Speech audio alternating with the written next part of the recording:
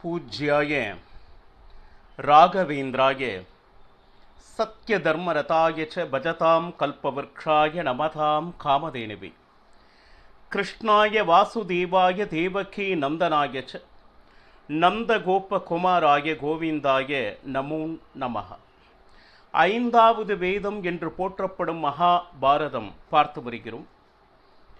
நியாயமாக கிடைக்க வேண்டிய ராஜ்யத்தை பாண்டவர்கள் கேட்க ஊசி முனை இடம் கூட அவர்களுக்கு தர முடியாது என்று துரியோதனாதிகள் மறுக்க, பாண்டவர்கள் பகவான் கிருஷ்ணனை நீ தூதுவனாக சென்று எப்படியாவது ராஜ்யத்தை பெற்றுத்தர வேண்டும் என்று வேண்ட, எப்படி கேட்டாலும் அவர்கள் நிச்சயமாக ராஜ்யம் தரமாட்டார்கள். இருந்தாலும் அவர்கள் செய்கின்ற அதர்மம் அனைவருக்கும் தெரிய வேண்டும், இதற்காக நான் தூதுவனாக செல்கிறேன் என்று பகவான் கிருஷ்ணன் செல்ல, அங்கு சபையில் துரியோதனனை பார்த்து பல உபதேசங்கள். திருதராஷ்டிரா, உன்னுடைய மகன் உன்னுடைய குலத்திற்கே நாசம் அமையுமாறு அவனுடைய நடத்தை இருக்கிறது.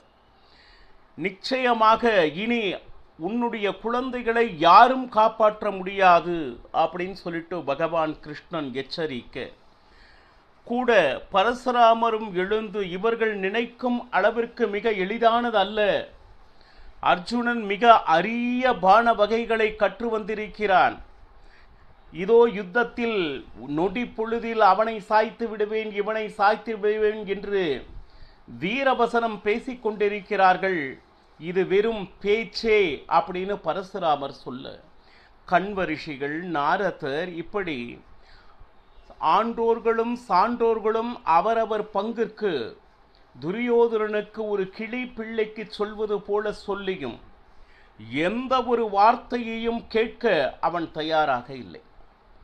கடைசி முயற்சியாக காந்தாரியை அழைத்து வந்து, ஏன்னா அம்மா மேல கொஞ்சம் பாசம் மட்டுமல்ல மரியாதையும் உண்டு. வந்தவுடன் காந்தாரி துரியோதனனை பார்த்து எதுவும் சொல்லாமல் திருதராஷ்டிரனை கோபித்து கொண்டாள். ஒரு குழந்தை வளர்க்கும் பொழுது கணவனும் மனைவியும் சேர்ந்து பாருங்க, மனைவி கண்டித்தால் திருதராஷ்டிரன் தட்டி கொடுத்து நீ செய் நான் இருக்கிறேன் என்று அவனுக்கு தைரியத்தை கொடுத்தாள். ஒரு குழந்தை எப்படி வீணாக போகும் என்பதை கண்டு கொண்டீர்களா அப்படின்னு சொல்லிட்டு, ஏன்னா பிள்ளை மேல் இருக்கின்ற அந்த புத்திர வியாமோகத்திலே அவன் செய்த அனைத்து அதர்மங்களையும் கண்மூடி அதை என்ன சொல்லுது சகித்து கொண்டிருந்த திருதராஷ்டிரன் இப்பொழுது அதனுடைய பலனாக அவனுடைய குலமே நாசமாகிற அந்த காட்சியை காண வேண்டிய நிர்பந்தம் இப்பொழுது வந்துவிட்டது. அப்போ துரியோதனனை பார்த்து காந்தாரி சொல்கிறாள், துரியோதனா, நீ செய்வது சரியில்லை. நியாயமாக பார்த்தால் இது பாண்டவர்களுடைய ராஜ்யம். நீ ஏதாவது யுத்தத்திற்கு சென்று ஏதாவது ராஜ்யத்தையோ செல்வத்தையோ கொண்டு வந்தாயா? இல்லை. ஆனால் 8 திக்கும் சென்று போர் செய்து வென்று அத்தனை செல்வங்களையும் கொண்டு வந்து உன்னுடைய தந்தையின் கீழ் கொடுத்தவர் யாருன்னா பாண்டவர். வென்றது அவர்கள், அதை அனுபவிப்பது நீ. இது எந்த விதத்தில் நியாயம்? ஆனால் அவர்களுக்கு சேர வேண்டிய அந்த ராஜ்யத்தை கேட்கும் பொழுது தர மறுப்பது என்பது நிச்சயமாக அதர்மமே அப்படின்னு சொல்லிட்டு காந்தாரியும் சொல்றா. நீ இவ்வளவு கோபப்படுவதால் பெரியவர்கள் எதை சொன்னாலும் கேட்க மறுக்காது தான் என்ன நினைத்தோமோ அதுதான் சரி என்று ஒருவன் இருந்தால் அவன் நாட்டை ஆள சிறிதும் தகுதியற்றவன். அப்போ தகுதியில்லாத உன்னை ராஜனாக்கி உன்னுடைய தந்தை பாரு இந்த குல நாசத்திற்கே வழிவகை செய்துள்ளார் அப்படின்னு சொல்லிட்டு, அது மட்டுமா அப்படின்னா ஒரு ராஜனாக இருப்பவன் யார் மேலும் முக்கியமாக துவேஷம் செய்யக்கூடாது. அதிலும் பாண்டவர்கள் உன்னுடைய சகோதரர்கள், தர்மசீலர்கள், அவர்களை துவேஷம் செய்து நீ அடைய போவதுதான் என்ன? அது மட்டும் அல்ல, பாருங்க, ஒரு தவறு செய்வது இயற்கை என்று எடுத்துக்கொள்ளலாம். ஆனால் எப்பொழுது அனைவரும் சேர்ந்து இது தவறு என்று சுட்டிக்காட்டிய பொழுது அதை ஒப்புக்கொண்டு அது மனதில் வைத்து, ஆம் இது தவறுதான், இனி நான் இந்த தவறை செய்யக்கூடாது என்று யார் உணர்கிறானோ அவன் மனிதன். ஆனால் நீ எந்த காரணத்தை முன்னிட்டும் நீ செய்ததை தவறு என்பதை ஒப்புக்கொள்ள மறுக்கிறாய். அப்போ ஒரு ராஜனாக இருந்து கொண்டு பெரியவர்களுடைய பேச்சை கேட்காது, தான் செய்த தவறை தவறு என்று அறியாது, நான் என்ன நினைக்கிறேனோ அதைத்தான் செய்வேன் என்று நீ சென்று கொண்டிருந்தால் நீ ராஜனாக இருப்பதற்கு சிறிதும் தகுதியற்றவன். பாருங்க, நேர காந்தாரியும் சரி விதுரன் போல எந்தவிதமான ஒளிவும் மறைவும் இல்லாமல் மகனை எதிர்த்து பேசிக் கொண்டிருக்கிறாள் காந்தாரி. அது மட்டுமா அப்படின்னு கேட்டீங்கன்னா, சரி, ஒரு ராஜனாக இருப்பவன் ஆசைதனை அடக்க தெரிந்திருக்க வேண்டும். அதாவது எல்லாம் எனக்கே வேண்டும் என்கின்ற துராசை எந்த காரணத்தை முன்னிட்டும் ஒரு ராஜனுக்கு இருக்கக்கூடாது. ஏன்னா அது மட்டுமல்ல, இப்பொழுது இருக்கும் ஒரு சூழ்நிலையில் நீ செய்ய வேண்டியது ஒன்றே ஒன்றுதான். என்னது? பாண்டவர்களை அழைத்து, சரி, அவர்களுக்கு உண்டான ராஜ்யத்தை நீ திருப்பி கொடுத்தால் இந்த ராஜ்யம் பாண்டவர்களும் சரி கௌரவர்களும் சரி அனைவரும் இணக்கமாக சந்தோஷமாக வாழ்வதற்கு வழிவகுக்கும். அது மட்டுமல்ல, இங்கு நின்றிருக்கக்கூடிய கிருஷ்ணன் சாமானியன் அல்ல. அவன் அகிலாண்ட கோட்டி பிரம்மாண்ட நாயகன், அனைத்து தேவதைகளுக்கும் தலைவனாக இருப்பவன். முதலில் கிருஷ்ணனுக்கு நீ அடங்கு, அவனுடைய பாதம் பற்று, யுத்தத்தை பற்றிய உன்னுடைய சிந்தனையை நிறுத்து. ஏன்னா யுத்தம் என்பது யாருக்கும் நல்லதல்ல. பாருங்க, எவ்வளவோ பேர் யுத்தம் யுத்தம் அப்படின்னு போயிருக்கிறாங்க. ஆனால் யுத்தம் ஆரம்பிப்பவர்கள் அத்தனை பேரும் கண்டிப்பாக ஜெயிப்பார்கள் அப்படின்னு இல்லை. கண்டிப்பாக சிலர் ஜெயிக்கலாம், சிலர் தோற்கவும் கூடும். அப்படி இருக்கும் பொழுது எத்தனையோ உயிர்கள் அனாவசியமாக போவதற்கு யுத்தம் ஒரு காரணமாக கூடும். சரி, ஏன்னா இன்னும் சொல்ல போனால் பாண்டவர்களுக்கு அந்த இந்திரபிரஸ்தத்தை பீஷ்மர், குரு, பெரியவர்கள் அவர்கள் அத்தனை பேரும் சேர்ந்து தான் அந்த இந்திரபிரஸ்தத்தை பாண்டவர்களுக்கு கொடுத்தார்கள். ஆனால் நீ அவர்களுக்கு எவ்வளவு தொந்தரவுதனை கொடுத்தாய் என்பதை நீயே மறந்து விட்டாய். சிறு வயதிலிருந்தே அவர்களை கொல்வதற்கு எவ்வளவு அதர்ம செயல்களை செய்தாய். இது அத்தனையும் மனதில் நினைத்து நீ முதலில் அவர்களுக்கு உண்டான ராஜ்யத்தை திருப்பி கொடுத்து விடு அப்படின்னு சொல்லிட்டு, அப்படி செய்தால் இந்த ஊர் மக்கள் அத்தனை பேரும் நீ செய்த அனைத்து அதர்மங்களையும் மறந்து நிச்சயமாக உங்களையும் புகழத் தொடங்குவர். இவ்வளவு நாள் பாண்டவர்களுக்கு வைரியாக வாழ்ந்து விட்டாய். நீ யாரை மலை போல் நம்பிக்கொண்டு இருக்கிறாயோ கர்ணன், அவனால் எந்த காரியமும் செய்ய முடியாது துரியோதனா. அவனை நம்பி நீ ஏமாந்து போகாதே, எந்த பிரயோஜனமும் இல்லை. ஏனென்றால் அவன் மகா அகங்காரி. அது மட்டுமல்ல, மிக அதிகமான கோபம் உடையவன்.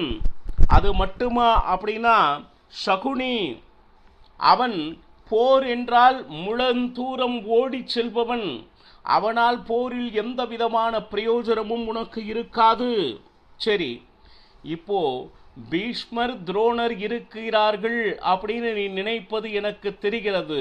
ஆனால் வேறு வழியே இல்லாமல் பீஷ்மர், துரோணர், கிருபாச்சாரியார் இந்த அஸ்தினாபுரத்தில் நாம் உண்டு விட்டோமே, வேறு வழியில்லையே என்பதற்காக போர் செய்பவர்களே தவிர துரியோதனன் மேல் இருக்கின்ற பாசத்தினால் போர் செய்பவர்கள் அல்ல. இதை நீ நன்றாக புரிந்து கொள். உன்மேல் உள்ள பாசத்தினால் உன் பக்கம் நின்று போர் செய்கிறார்கள் என்று நீ நினைக்கிறாயா அப்படின்னா நிச்சயமாக இல்லை அப்படின்னு சொல்லிட்டு, இது சபையில் பீஷ்மர் துரோணர் இருக்கும் பொழுது காந்தாரி துரியோதனனை பார்த்து கூறிக்கொண்டு இருக்கிறாள். அது மட்டுமல்லாமல் பாருங்க, முதலில் எல்லா ஆஸ்தியும் எனக்கே சேர வேண்டும் என்கின்ற ஆசையை முதலில் விடு. சேனா, யார் சொன்னாலும் யாருடைய பேச்சையும் நான் கேட்க மாட்டேன் அப்படின்னு சொல்லிட்டு, நீ இருப்பது உன்னை அழிவிற்கு கொண்டு செல்லும். இந்த வார்த்தைகளை எல்லாம் அவனால் கேட்கவே முடியவில்லை துரியோதனனால். உடனே தாயார் பேசிக்கொண்டிருக்கும் போதே துரியோதனன் கடகட கட என்று வெளி சென்றான். வெளியே போன உடனே கூடவே ஒரு 3 பேர். அங்கே போனோம்னா மீட்டிங் எப்படி அப்படின்னு கேட்டிங்கன்னா, இவங்க அத்தனை பேரும் உபதேசம் என்கின்ற பெயரில் நாம் செய்வதெல்லாம் அதர்மம் என்பதை சொல்லிக்கொண்டு நம்மை எப்படியாவது கட்டி போட நினைக்கிறார்கள். நம் வீரத்தை என்ன சொல்றது அதை பற்றி அவர்களுக்கு தெரியவில்லை.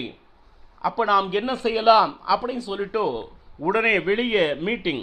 யார் அப்படின்னு கேட்டிங்கன்னா, துரியோதனன், துச்சாதனன், சகுனி, கர்ணன் மற்றும் துரியோதனன் தம்பிகள் இத்தனை பேரும் சபையை விட்டு வெளியே சென்று பாருங்க. இப்போ இவர்களுடைய பேச்சை கேட்டால் கண்டிப்பாக நமக்கு நல்லது நடக்காது. அப்போ பாண்டவர்களை ஜெயிக்க வேண்டும் என்றால் நாம் இப்பொழுது அருமையானதொரு உபாயத்தை செய்ய வேண்டும். என்னது? இப்போ கிருஷ்ணன் தனியாக வந்திருக்கிறான். சரி, நாம் ஒன்று செய்யலாம். அவங்க எல்லாரும் சேர்ந்து நம்மளை எப்படியாவது கட்டுவிக்க வேண்டும் அப்படின்னு சொல்லிட்டு நினைக்கிறாங்க இல்லையா? நாம் ஏன் கிருஷ்ணனை கட்டி போடக்கூடாது? அப்போ கிருஷ்ணனை கட்டி போட்டு நம் வசப்படுத்தி விட்டால் பாண்டவர்களை வெல்வது என்பது மிக மிக எளிது. கிருஷ்ணனே நம்பசம் என்று ஆன பின்பாலி எவ்வளவு பெரிய தேவதைகள் வந்தாலும் அவர்களை வெல்வது என்பது எளிது. துரியோதனுடைய மூளை எப்படி வேலை செய்கிறது பாருங்க. பகவான் கிருஷ்ணனை ஏதோ கயிறினால் நான் கட்டிவிடுவேன் அப்படின்னு சொல்லிட்டு இவங்க ஒரு மீட்டிங் போட்டு அதற்கு ஒரு முடிவு வேற சொல்றாங்க பாருங்க. இப்போ இதில் என்னன்னா, இந்த விஷயம் எப்படியோ சாத்தகி அவனுக்கு தெரிந்து விட்டது.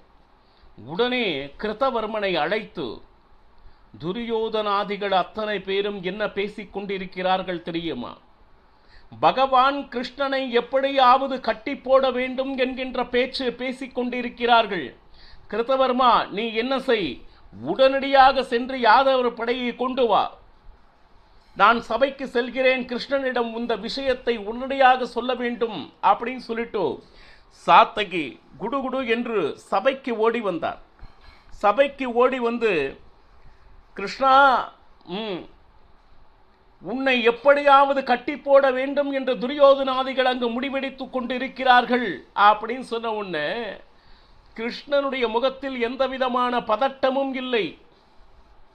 ஏன்னா இவனை கட்டி போட வேண்டும் என்று சிறுவயதிலே அந்த தாய் முயற்சித்தாள். யசோதா அந்த நந்தகோகுலத்தில் இருக்கின்ற அத்தனை கயிர்களை கொண்டு வந்து வெட்டும். ஆனால் அத்தனை கயிறினாலும் கட்ட முடியவில்லை பகவான் கிருஷ்ணனை அந்த சிறு பிராயத்திலே. ஏன்னா அவன் நினைத்தால் மட்டுமே அந்த கயிறுக்கும் சரி பாசத்திற்கும் சரி கட்டுப்படுபவன் கிருஷ்ணன். இது யாருக்கும் தெரிவதில்லை. நானே அவனை கட்டி விடுவேன் என்று வந்தவர்கள் இதுவரை கிருஷ்ணனை வென்றதாக சரித்திரம் இல்லை. அப்போ என்னை கட்டிவிடுவேன் அப்படின்னு சொல்லிட்டு அவங்க சொன்னதை பார்த்த உடனே, ஏன்னா இந்த மாதிரி ஒருத்தன் பௌண்ட்ரிக வாசுதேவன் அப்படின்னு சொல்லிட்டு இருந்தான். அவன் எப்படின்னா கிருஷ்ணன் போலவே அலங்காரம் செய்து கொண்டு நானே கிருஷ்ணன் அப்படின்னு சொல்லிட்டு கிருஷ்ணனை பார்த்து, நீ யார், என்னை போலவே இருக்கிறாய், உடனே வேடத்தை மாற்று அப்படின்னு சொல்லிட்டு கிருஷ்ணனை மிரட்டியவன். கடைசியில் என்ன ஆச்சு தெரியுங்களா? அவன் மட்டுமல்ல, அவன் வாழ்ந்த அந்த காசி நகரத்தையே என்ன சொல்றது, தீக்கு இரையாக்கினான். சிறு பிராயத்திலே பூதனே என்கின்ற அரக்கியை க்ஷணப்பொழுதில் கொன்றவன் பகவான் கிருஷ்ணன். கம்சன், ஜராசந்தன், இப்படி எத்தனையோ அசுரர்கள் பாருங்க. இந்த உலகையே மிரட்டி ஆட்சி செய்து வந்த துஷ்டர்கள் சிறு பிராயத்திலே எப்படி அவர்களை வென்றான் என்கின்ற விருத்தாந்தம் அறிந்தவன் திருதராஷ்டிரன். இப்போ இந்த செய்தி சபைக்கு தெரிந்தவுடன் கிருஷ்ணனுக்கு எந்த விதமான பதட்டமும் இல்லை. திருதராஷ்டிரன் அஞ்சி நடுங்கினான். பகவான் கிருஷ்ணனை கட்டும் அளவிற்கு இவனுடைய புத்தி மழுங்கிவிட்டதே என்னுடைய பையன் அப்படின்னு சொல்லிட்டு புலம்ப ஆரம்பித்தான். கூட்டி வா அவனை அப்படின்னு சொல்லிட்டு உத்தரவிட்டான். துரியோதனன் வந்தானா? திருதராஷ்டிரன் அவனுக்கு அறிவுரை சொன்னானா? துரியோதனன் பகவான் கிருஷ்ணனை கட்டினானா? இதையெல்லாம் நாளையும் பருகலாம். சர்வம் ஸ்ரீ கிருஷ்ணார்ப்பணமஸ்து. ஹரே ஸ்ரீனிவாசா.